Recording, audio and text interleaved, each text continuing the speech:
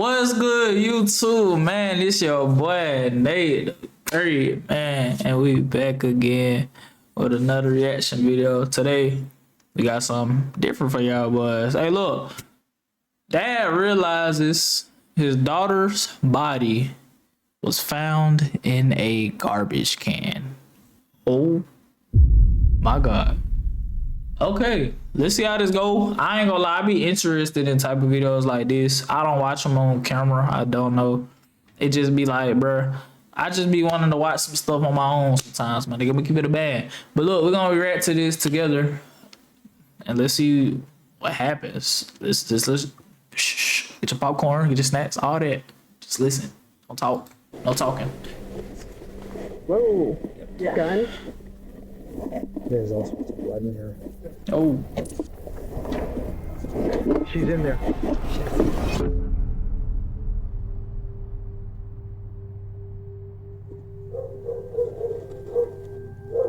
Officer wife for welfare check. Okay. Is that home? What? She here? Police are at the home of Keith and Amber Zotto. Okay. Amber's mother, Betty, had called 911 earlier that day, asking officers to check on her daughter. Amber hadn't responded to any calls or messages in 2 days, and Betty feared the worst. The officer. Wait, before we even get started, before we get juicy, y'all make sure y'all go subscribe to Daughter Insanity. Let me go subscribe. I don't know why I'm not subscribed. Bro, this nigga be posting some crazy shit. But yeah, chat. Officers arriving at the scene initially expected a routine missing persons call, but what's said inside the house would be far more twisted and disturbing than anyone could have imagined. Show me your hand! I got the dog! Get off the ground! He's reaching! Stop! Yeah, hey, y'all go subscribe. When Let's police get to it. first arrive at the Zotto home, they encounter something strange. Only Keith and Amber's children answer the door, claiming their parents are gone and they don't know when they'll be back. This alarms the officers, so they decide to call Betty, the person who originally dialed 911, hoping she can shed some light on the situation. But what Betty reveals to officers would quickly transform this simple welfare check into one of the town's most disturbing mysteries yet. Hello? Betty, it's Officer Crowley, Aurora Police Department. I'm at the Milan Circle address. I'm talking to the kids. What's your relation to this family, just so I know? I'm their grandma. She didn't take her truck because you can see it in the driveway. Yeah, I was wondering about that. Her phone, the bank card is still in the house. Yeah. Betty, how many times do you think she's done that? Well, she's come over to my house. Oh, 3-4 times this year. All right. But it's always been for a day. So what I'd like to do is start where we always start, and that's the last place she was seen. I don't want to ask these kids for permission to go in the house, so I may have to call your son-in-law, talk to him on the phone, and see if he'll give me permission to go inside. Betty would mention that she had been to the house earlier that day and noticed a few It's getting spicy. It's getting spicy. Let's see. Was it the Pops? Was it Pop? Did Pop do it? I want to know, chat. Like, I don't know about y'all. I ain't gonna skip to conclusion, but let's see, bro. strange details. Amber's car was still in the driveway of the home, and her phone was left inside the house, as well as all of her credit cards and important documents. These minute details would prove to be much more important later on. Shortly after this call, Betty and her husband Ronald arrived at their daughter's home to meet with the police. It's here where Betty would reveal what she believed really happened to her daughter.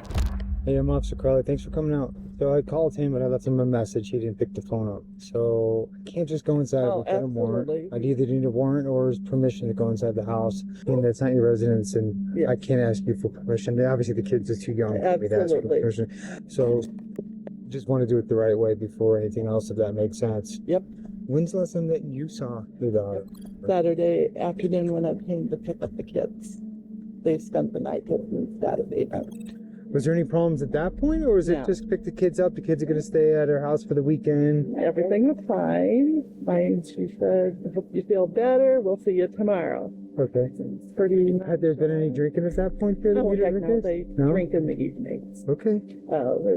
Yeah. And then no sign that there had been any argument or anything like that? Okay. As you can see, I'm not... Wait, chat. Is she kind of suspicious, my nigga? I don't know. We're gonna see. I don't want you to think that I jumped any conclusions, but I'm just trying to put like a kind of a piece of timeline and kind of behavior as well too. Cause According to like Betty, I'm a family typically had dinner together on the weekends, and although Keith and Amber occasionally argued, things never turned physical, at least not to her knowledge. But with no parents home, officers still couldn't legally enter the residence, so they continued speaking with Betty, hoping she'd reveal something that could explain Amber's sudden disappearance.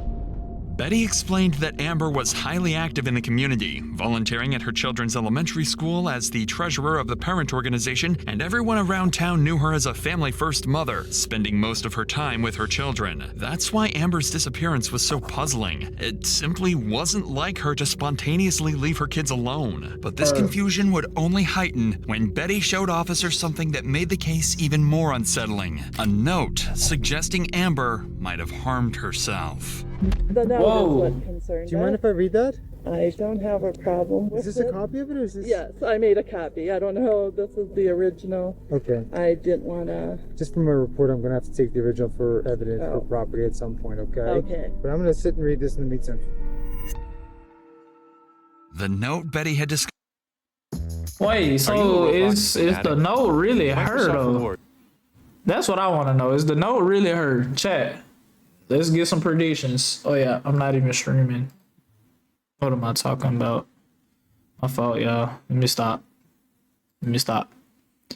Part.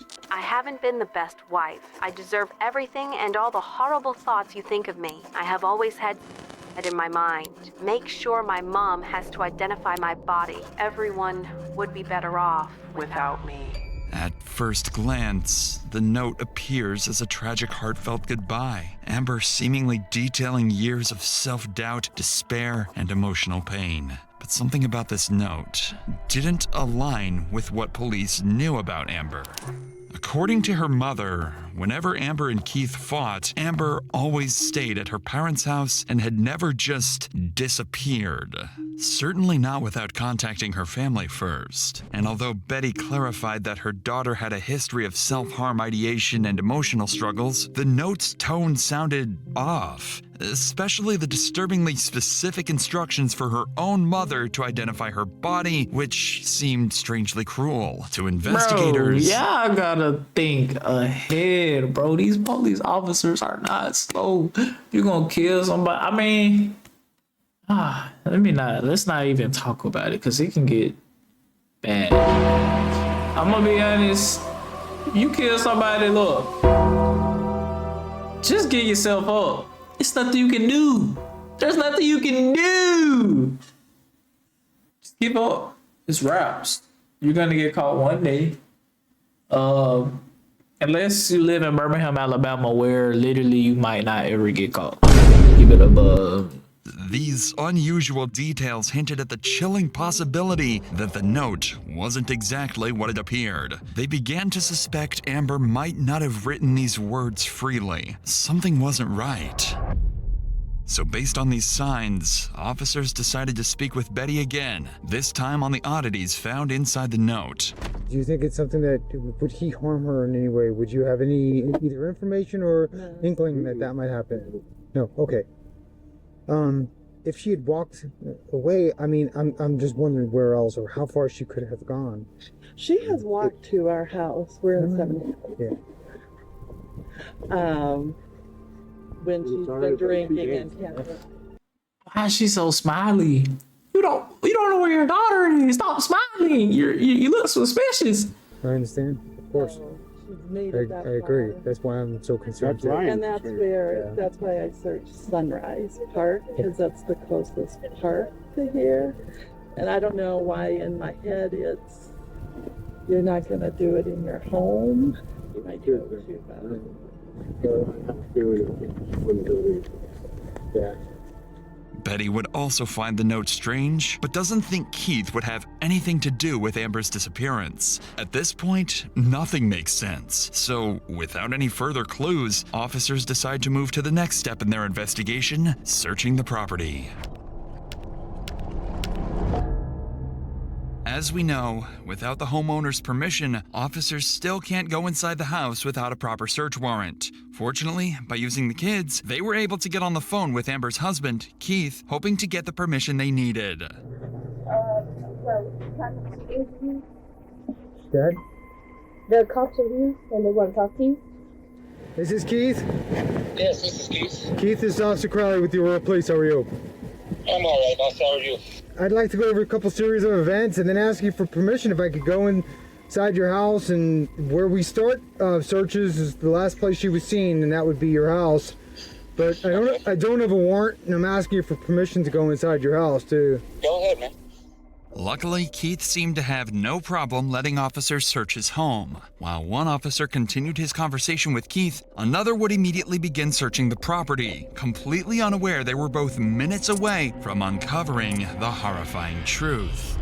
But before we continue, it's worth noting that covering stories like this, you realize just how much people are forced to carry. Fear, trauma, even the day-to-day burden of surviving. Don't hit me with these ads. Debt from finally Don't hit me with let's that. plan it's our money and No get dollar ideas insanity. and starting with that said, let's get back to the investigation. No, you're One not of the getting officers me. was No. about to search the family's home, with no idea just how close they were to discovering the gruesome scene hidden in plain sight. So Keith gave verbal consent for us to go in the house. I'm just gonna go in. If you want to come with me, I will, because I'd like you to show me. God. Okay.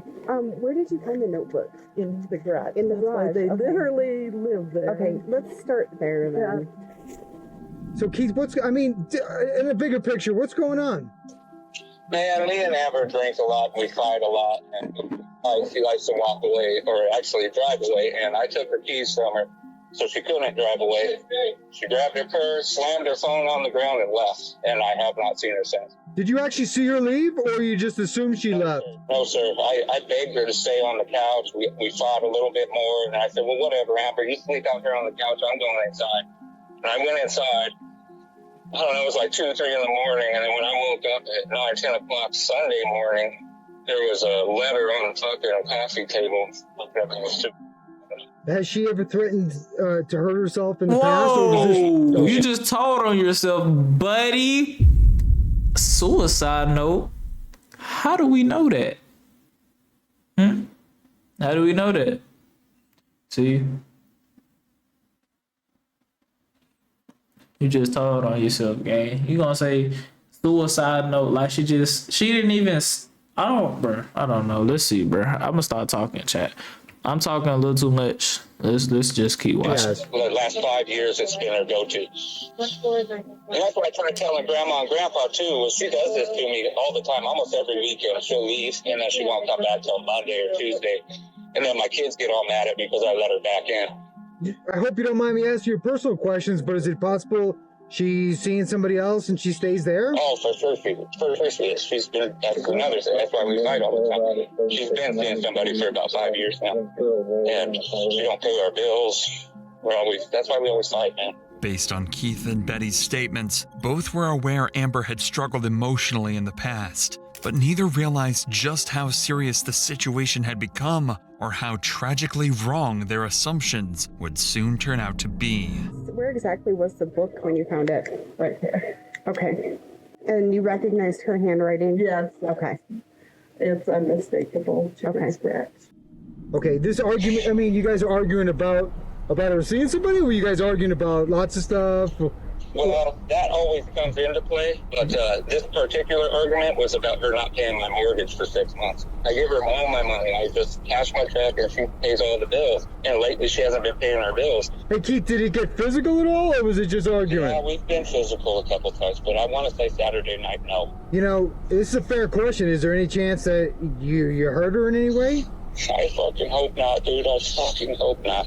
But yeah, there's a possibility. I mean, I'm hoping not, but... Oh my God! Giving it up! You're talking too much. I mean, I'm not going for him, but... I'm not going for him. Look, I'm not on his side at all. But nigga, you're damn near telling them you did. Nah, we didn't get physical. And then he's like, did you hurt her? You like, I hope not, dude.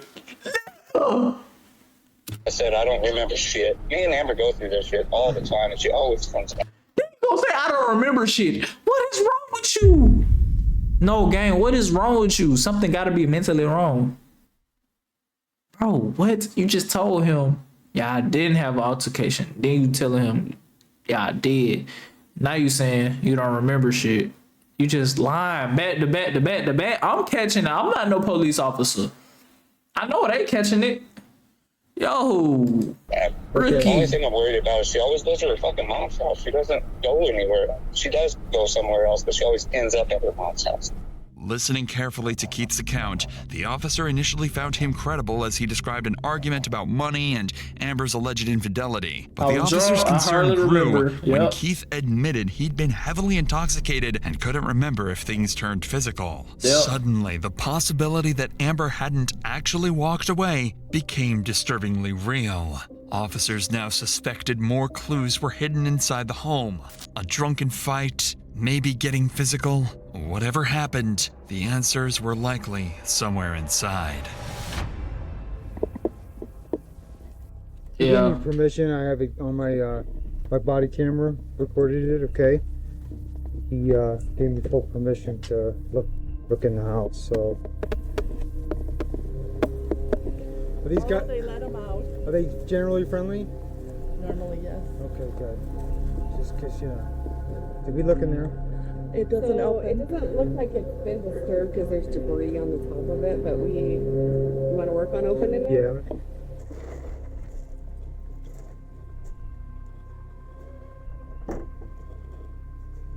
doing this with no gloves is crazy. No gloves, As officers gang? continued their search, their And body language hockey? indicated something was off. Careful not to alarm the family, neither officers openly acknowledged it yet, but they both recognized the unmistakable stench hanging in the air, the odor of decay. At this point, the only thing they were looking for was the source of that disturbing smell.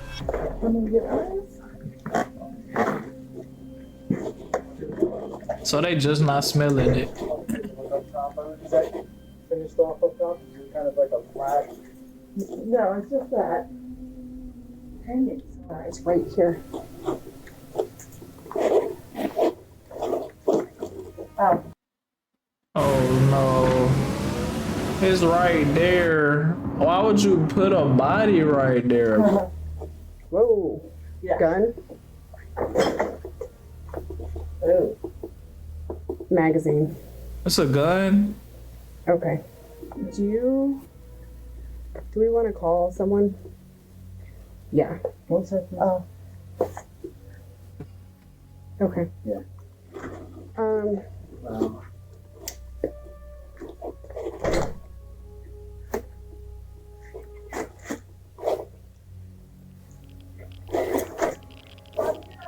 We'll have you stay inside, please.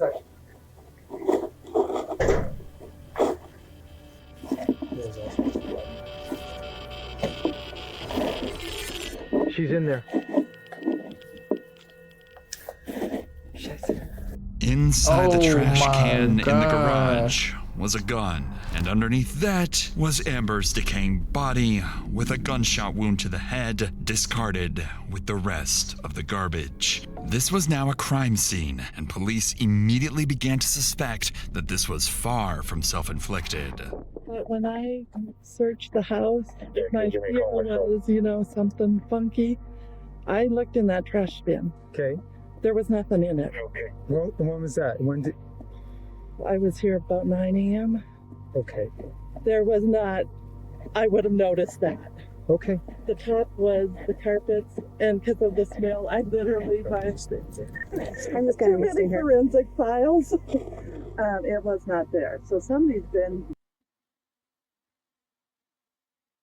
She's snitching on herself. She's snitching on herself.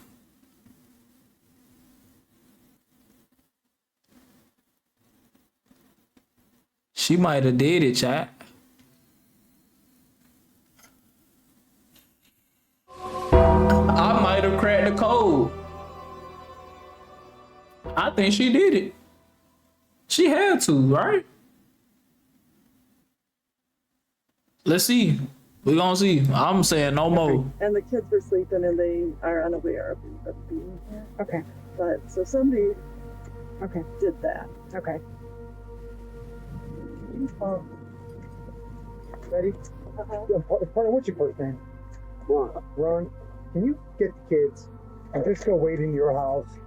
Strangely, although Betty had noticed the same foul odor of decay earlier, she didn't realize its implications, instead believing, or perhaps choosing to believe, that all this concern was simply because of the firearm police discovered in the trash can. Betty didn't know it yet, but her statement would soon cast serious suspicion on her, making detectives question whether she herself had played a role in Amber's death. For now, though, officers had to secure the area and move Amber's family away from the gruesome scene. I don't want the kids to see. I mean, this isn't missed. So if you lift here, I mean, obviously there's a gun there, but if you lift here, you can see her foot. She weighs about 160, 170 pounds. Right there, where your hand is. See, there's the body. Yeah. So I called Reno. He's calling MCU, and I know he sent you too.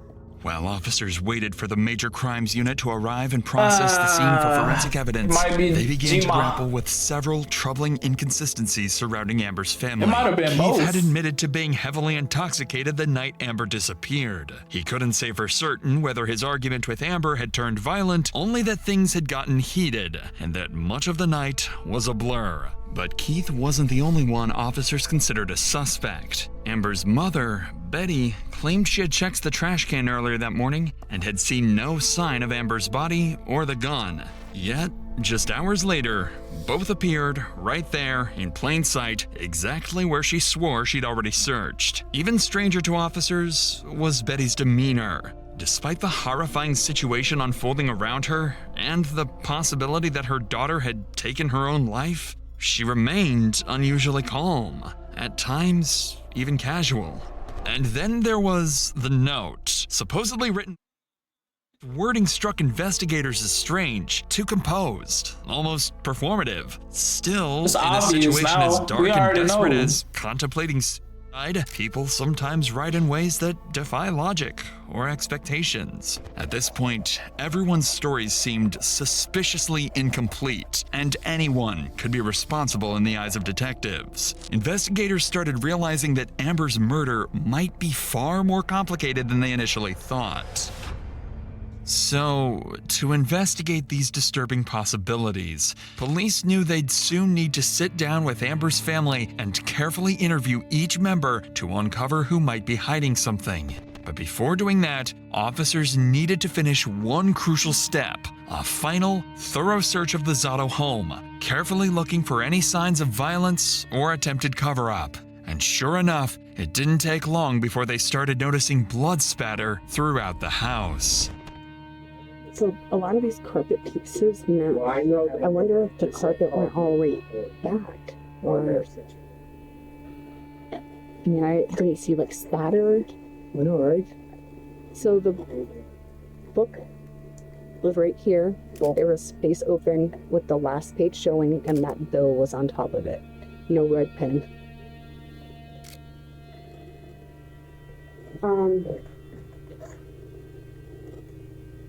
Got blood on the light switch.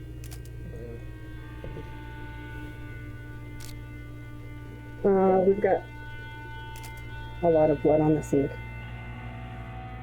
Yeah, so we left it the way we found it as well, too.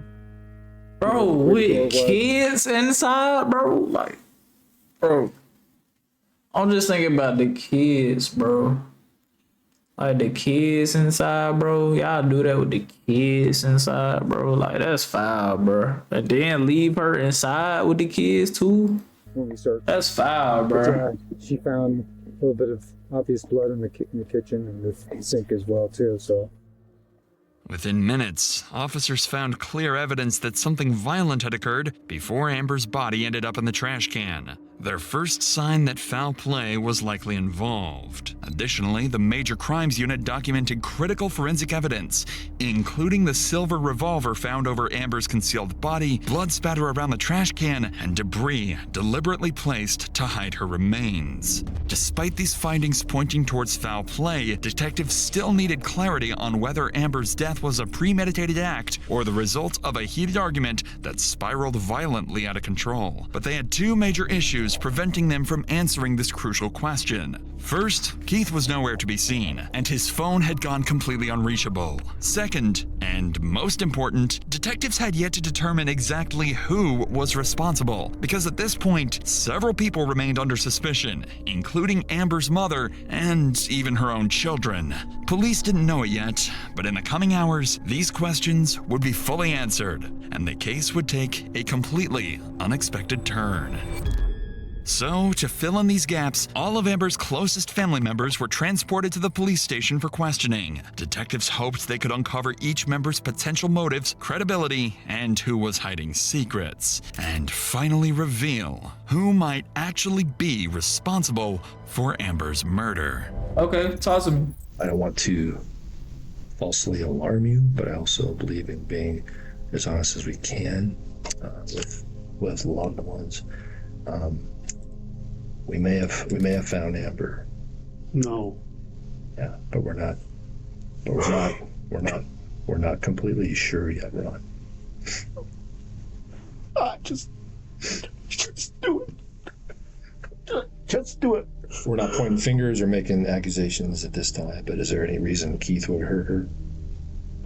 I don't know. I really don't. I wished I could tell you more. I don't. Either accidentally or intentionally, would he hurt or kill her? If he were to mistreat her, would she protect him? She probably would. So I went out there and I seen This is Bro, I Grand Old don't Beach, know, your new bro. life in Everybody GTA seems 5. suspicious, Yeah, you will find cuz. everything you need. I can't be the only one tripping.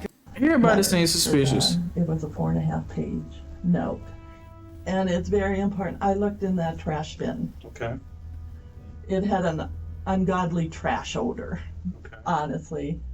But I tried to, there's some carpet squares were on the top.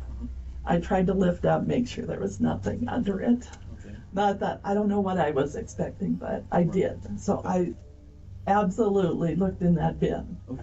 I thought that'll be important. And didn't see anything, and I went out. Let's talk a little bit about Why she keep saying that though? And what do you know why? Yeah, I do know why. Okay. My mom cheats on my dad, and like she's not good at it, I guess. Okay. And like so he finds out, and then they just go at it because she like tries to lie about it. Okay. Like he has evidence of her doing it, and so like it's like yeah. Okay. And the last Saturday is in just a couple days ago. Yeah, last Friday was the last time I seen her. Okay. Did you talk to her at all on the phone or anything? No, she came over for dinner because my grandma was cooking dinner, and she came over and we had dinner, and then she left, and then yeah. And then you were there from Saturday. Friday all the way to Sunday. Okay. After speaking with Amber's family, investigators finally had some clarity. Betty remained adamant she'd checked that trash can that morning, insisting the gun and Amber's body weren't there, which made her case seem more suspicious. Meanwhile, Amber's father, Ronald, was shocked by his daughter's death and found it was hard to believe Keith was capable of harming her. As for Amber's children, Annabelle explained they'd both been staying at their grandparents' house during the weekend, clarifying why they didn't hear the gunshot that ended their mother's life. However, Annabelle's unusual calmness and detailed awareness of her parents' unstable marriage raised some concerns about exactly what else the children might know or could still be protecting. After concluding the interviews, investigators were preparing to search for Keith Zotto, the one critical piece still missing. But just before they could act, they received unexpected news from Keith's sister, Susan Russ. It turns out Keith had visited her just hours earlier, and what he confessed would finally expose the horrifying truth behind Amber's murder.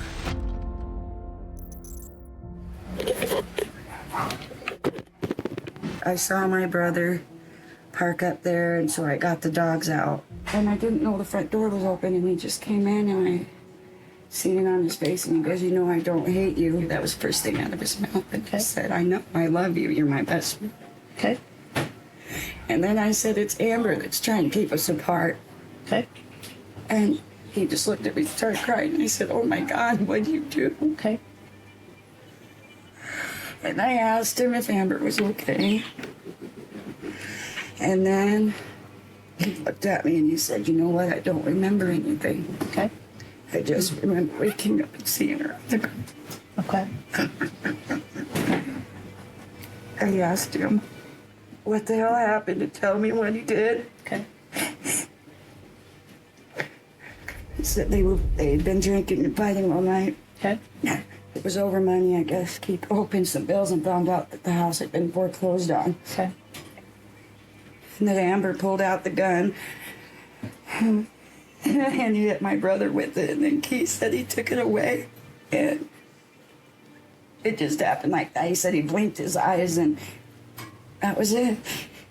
He said I blinked my eyes too and I opened them and I seen her on the ground. Susan's testimony finally cleared up everything for investigators. It's GG's. Keith did it. I'm so lost. Then what is the mama lying for? Keith himself admitted he'd woken up from a blackout to find Amber dead and openly acknowledged a violent confrontation that spiraled completely out of control. It was now clearer than ever that Keith Zotto was at the heart of Amber's murder, and it was time to track him down. Just a couple of hours after detectives left Susan's house, Aurora police received a call they never expected. Keith Zotto had surfaced at his sister's house again, ready to surrender. By now, officers knew Keith had already killed once, and for all they knew, he was still armed and dangerous. So they came prepared. A SWAT team descended upon the location, ready to take Keith down if he made even the slightest wrong move. It's gotta be up one more. It's this one, right? 7-9? 7-9 is this one. All right, sorry. Ready? Watch out, Bubba. Check out how this app helped me buy whatever I want in my favorite game. Unlimited money makes it so you can get what you want from the game. Bro, these ass, bro. God damn. Log in. Start logging. Front door. Ma'am, come to me. Phone out. I see him. Come to me. Phone out. Turn right. Point to me. Come to me. I got a guy out. Hands up. Everybody hands up, please. Very good. Walk to my voice. Go hands on. Stop. Just you. Just walk towards me, nice and easy. Okay? All right. We'll talk to you in a... No, we're not. We're not going to hurt him. Okay? Walk towards me.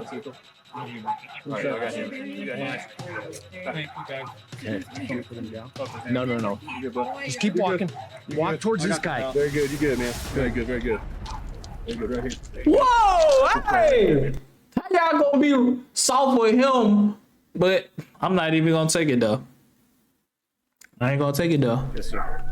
Cool. Y'all did y'all job. Yeah, Good shit. GG's in the chat. Hold on. It all looks normal. Bro, if you just want to hold it, I'll be back with you.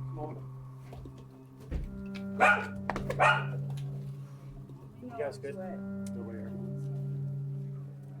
Is that your mom, and who else is the other lady? Gotcha. Okay, man. Very good. We appreciate you coming out, bud. Yes, sir. We'll explain it all to you, okay? I already know. Okay, buddy. Okay. Okay, there you go. Remember much. Finally, after hours of uncertainty, Keith told all Zotto this stuff on the surrendered to Aurora phone. police without incident. He was immediately taken into custody and formally processed for the murder of his wife, Amber. Keith would go on to admit to killing Amber late Saturday night, claiming his gun accidentally went off during a drunken argument over money and infidelity. Though he insisted he couldn't remember placing her body in the trash or concealing the crime, Keith accepted responsibility for her death. However, Betty's earlier statement surrounding the infamous trash can remained unclear, and investigators were never able to determine why she didn't see the gun or Amber's body that morning. In May of 2021, Keith Zotto was found guilty of first-degree murder and sentenced to life imprisonment without the possibility of parole. It's crazy, bro. Y'all, hey, hold on. Pause this shit. Y'all boys, hey, y'all gotta be careful out here, my boy. I ain't gonna lie, it's dangerous out here. It's a dangerous world. As y'all see, the nigga crashed out because his girl was cheating on him. They got into an argument. She hit his ass with the gun. He got that bitch back and shot her ass. He was drunk. He was drunk in GTA. He was drunk. I'm not saying, hey, I ain't picking no sides. R.I.P. to that woman. I'm sorry. Hope her family, you know what I'm saying, they live through that, you know what I'm saying. Sad, but damn. Cheating, bro. That's the relation, bro. These relationships are scary, bro. But yeah, man, that's all I got for y'all boys. I will see y'all in the next reaction video. I'm gonna do more of these. I'm gonna react to another one. I'm gonna just keep reacting to them because I like these type of videos. I want to see more of these. Let me know in the comments. I'm gonna post this bit. I'll see y'all. I'm out this bit, man. Hey, I'll be on TikTok every day. Go tap it.